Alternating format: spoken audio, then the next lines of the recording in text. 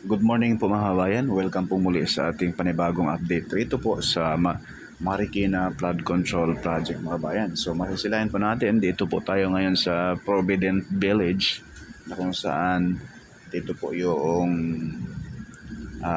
sikat dati nung kapanahon ng Bagyong Ondoy dahil umapaw po talagang tubig rito mga kabayan. So itong parang kalsada na napakataas, ayan po ay flood control, no? Na kung saan ang gumagawa ay local contractor. Kung titingnan mo, napakatibay, pero maya maya masilip natin yung pinakataas ng flood control na ito na kung saan local contractor ang gumawa. So yung bandang kaliwa, yan na po yung sa Japanese contractor, yung kadikit dyan sa Marikina River mismo. So sa kaharap natin, yan na po yung riverbanks mga kabayan. So bago ang lahat, paki-like, share, follow at subscribe na rin po mga bayan, no?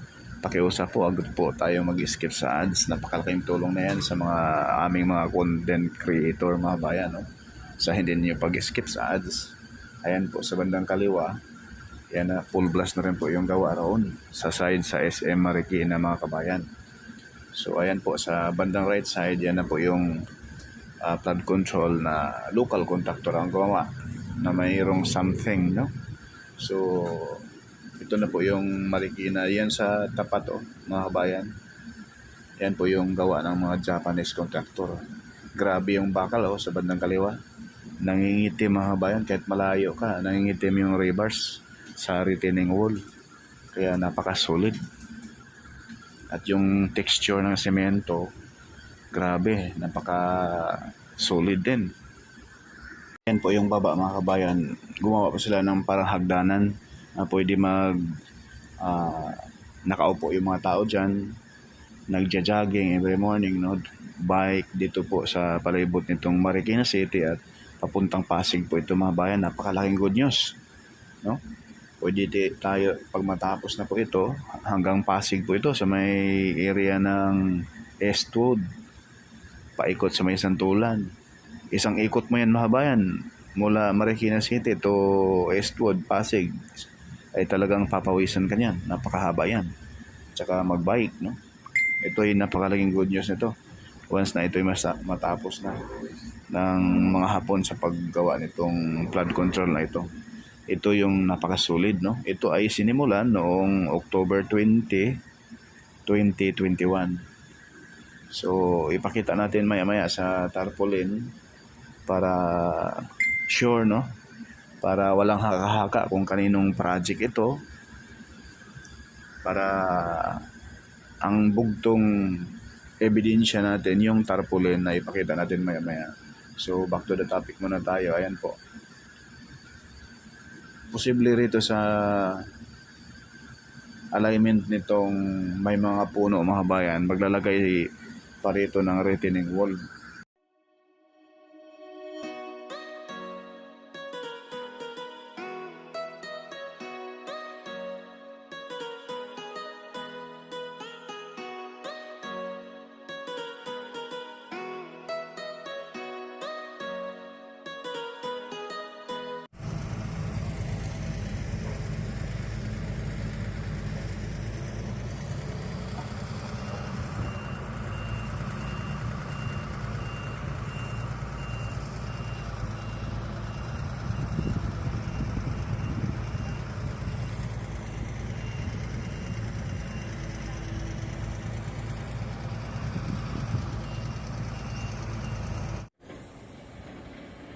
Yan yung kabila mga bayan, yung mismong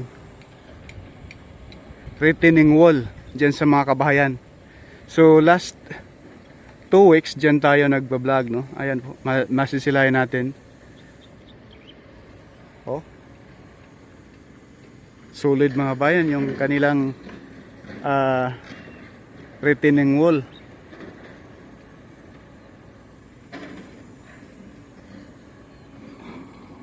Yes, kabila.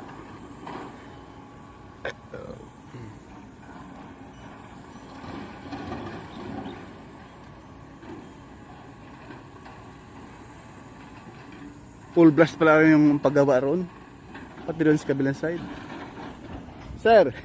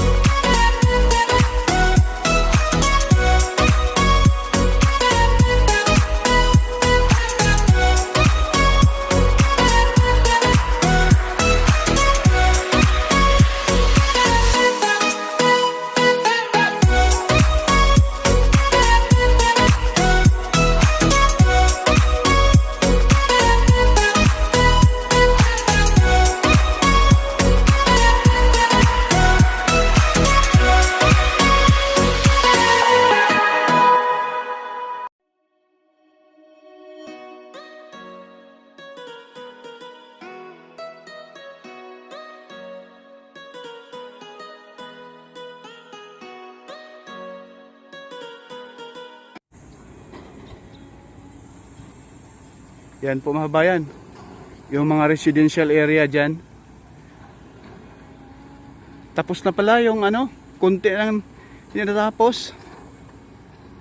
Ayan, yan na po yung barangay Kalumpang sa kabilang side.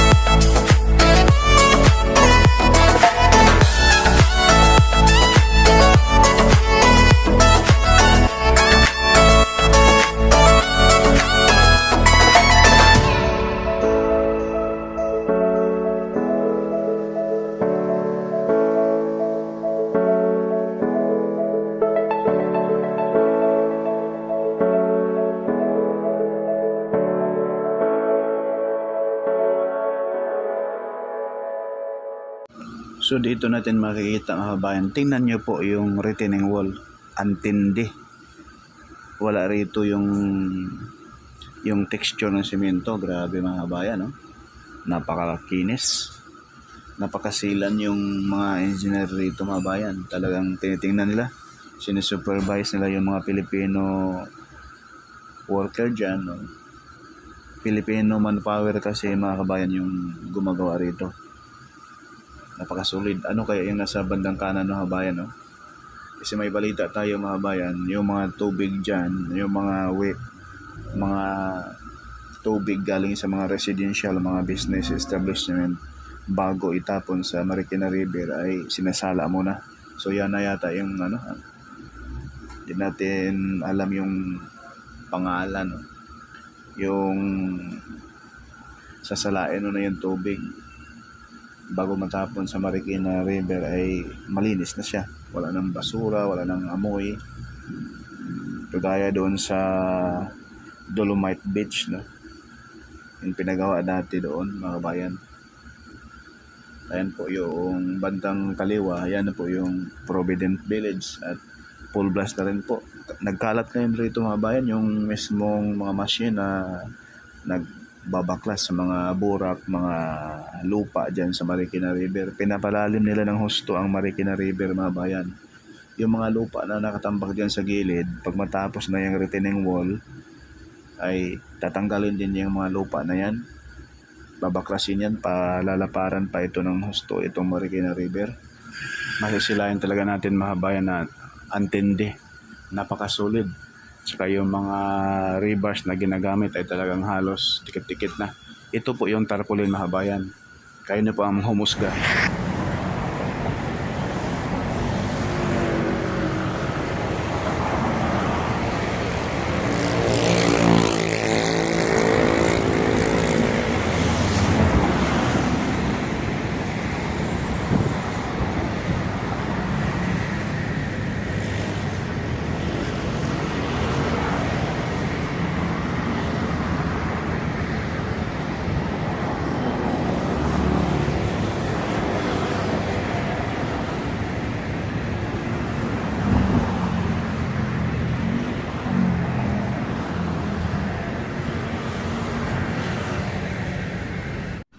Yan po, mga kabayan, yung bitak-bitak. So yung daliri kasi na parang tumagilid na konti yung ano, umangat na konti itong bandang right side ng bayan. Medyo tumagilid siya at yung pagkasemento ay parang alon-alon. Ayan, oh, ang laki na ng siwang, mga kabayan, sa mismong Itong pader na ito, mga bayan, kunti lang kulang matutumba na yun doon kasi ayun, ang laki na ng bitak. Tsaka hindi, medyo pag ganun palon-alon yung semento. Ayan, ang bitak sa gilid. Yung bitak, mga bayan,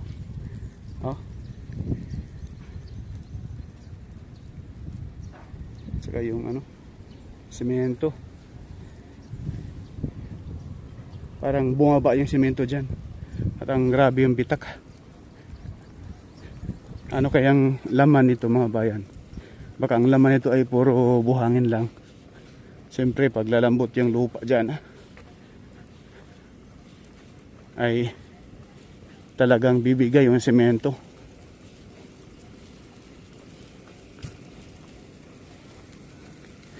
Itong flood control na ito ay hindi ito gawa ng Japan. Ito ay gawa ng local contractor.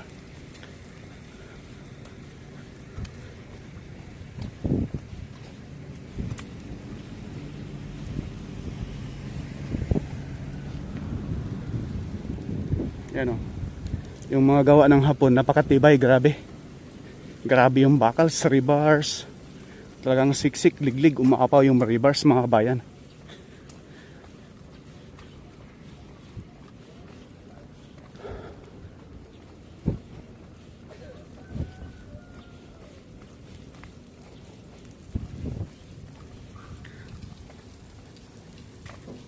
Iba talaga pag mga Hapon gumawa.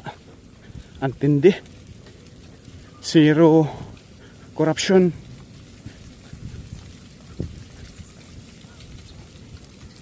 Kabayan, pag tingnan mo tong flood control na ito, parang napakatibay. Pero doon sa area doon, medyo may mga bitak-bitak. At kita nyo, mga bayan, napakataas nito. Nasa 7 meters ito, mga bayan, ang taas. Pero umapaw pa rin yung tubig dahil yung doon sa pinakataas walang flood control doon. Kaya doon ginagawa na ngayon doon sa mga Japanese contractor. So ito yung flood control sa local contractor mga kabayan. Ayan, napakataas.